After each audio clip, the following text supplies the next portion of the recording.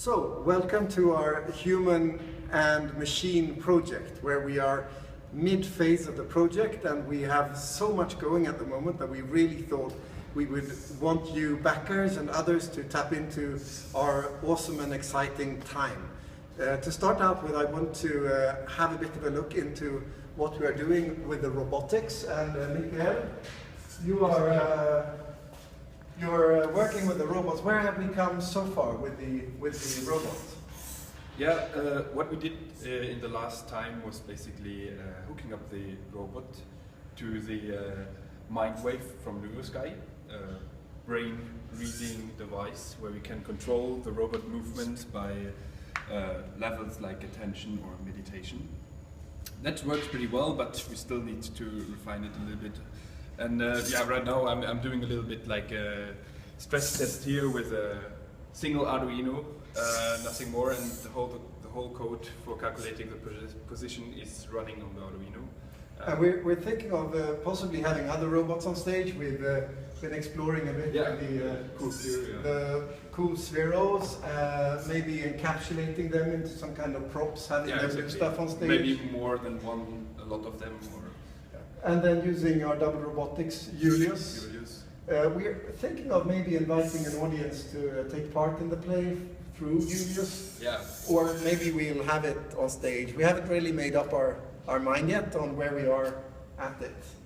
But robots going fine. Yeah. If you could go and hook up the Sky, yeah, I'll come back to you. I'll show you later. And in the meantime, we'll have a look at what goes on with our stage props, because we're actually thinking of putting the robot arm up on some kind of traverse or something like that. Is that the case, Linus? Yes, a traverse or a motorized sled that can move the robot back and forth in the scene depth, and she should also be able to move sideways back and forth. So that means more or less that the actor is going to be able to sort of have an interaction with the robot in face height, sort of around it. Absolutely. With both the robot and the actor in some kind of moving conversation. Yeah, and we greatly increase the movement of the robot. The robot's arm is quite limited in its movement, but by putting on a sled or a traverse, we greatly enhance the area that we can use in playing. So I think it's a good idea. And this is just our first mock-up in order to test out the physical space? Yeah, and to get all the measurements for building a sled and putting it in use. Yeah. And also to test weight. Cool, thank you. We have thoughts on other robots, and we have some awesome partners. And Nils, you received the robot the other day from the Chalmers Robotics Association. Chalmers Robotics Association. Yeah. And they had this piece lying around. Yeah, we just walked into it and they were like, "Oh, this is awesome!" And they borrowed it to us, and we'll try to see if we can get it working, because the actual control box is missing, so it's hacking. So far, what I can show you is that we managed to turn off the brakes, because it has brakes on the arm. So we can get that part moving, and now we need to like figure out which cables go where, what voltage we need, and everything. But it's most likely too heavy to have on the traverse, but we'll have it somewhere else on the stage, possibly. Yeah, probably it's going to be in the back and then pop up at some point and surprise the audience. Yeah. Thank you.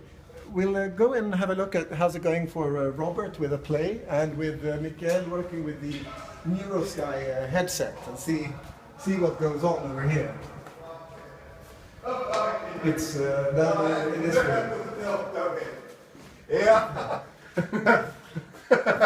So,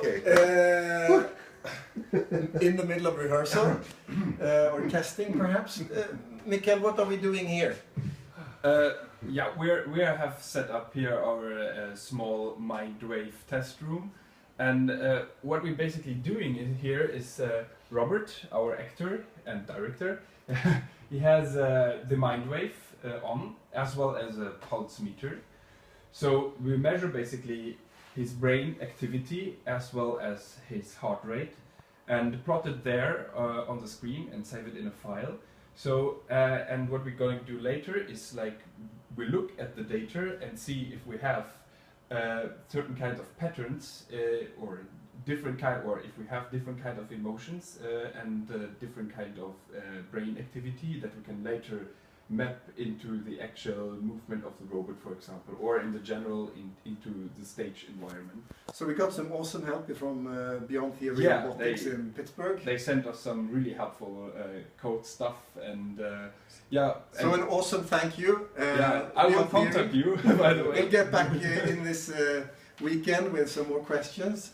But basically we've taken the NeuroSky work and we're exploring the sort of mind patterns and where we're at, figuring out what emotion maps to what type of data. Yeah, exactly, and if we have difference or so huge difference that we can actually use it later on stage.